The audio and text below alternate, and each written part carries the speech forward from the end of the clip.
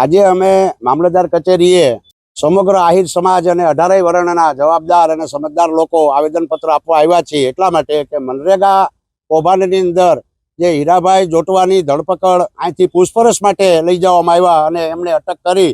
અને એક તરફી જે તપાસ ચાલે છે તો વર્તમાન સરકારના ભાજપ સરકારના મંત્રીશ્રી એમના પુત્રો એ બધા છે અને કૌભાંડો તો ડ્રગ્સ જેવા અબજો ખરબો રૂપિયાના ડ્રગ્સ પકડાણા છે તો એમની અંદર ક્યાંય કોઈને જેલવાસ કે સજા કરવામાં નથી આવી। માંડવીના ગોડાઉનો સળગી ગયા છે, અનેક રીતે ભ્રષ્ટાચારી પ્રજા છે તો એક તરફી ટાર્ગેટ કરીને અત્યારે ભરૂચ જિલ્લાની અંદર જે કરોડો રૂપિયાના ખર્ચે national highway Amod national highway number 64 કે જે હમણાં 4 મહિના પહેલા બન્યો છે એ અત્યારે ધૂળધાણી થઈ ગયો છે અને ગોઠણ ખાડા છે। તો ભ્રષ્ટાચાર સિવાયની તો આ સરકારમાં વાત જ નથી। પણ જ્યારે ભૂતકાળની અંદર પણ જુનાગઢ છે, ગીર સોમનાથ છે, અમરેલી છે, આહિર સમાજને જ ટાર્ગેટ કરવામાં આવે છે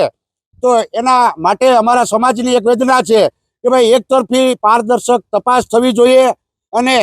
એ વસ્તુ છે એ તો કોર્ટ નક્કી કરશે। એટલે સમાજના મોભીઓને ભૂતકાળમાં પણ અન્યાય કરવામાં આવ્યો હતો અને અત્યારે વર્તમાન પરિસ્થિતિમાં પણ અન્યાય કરવામાં આવ્યો છે।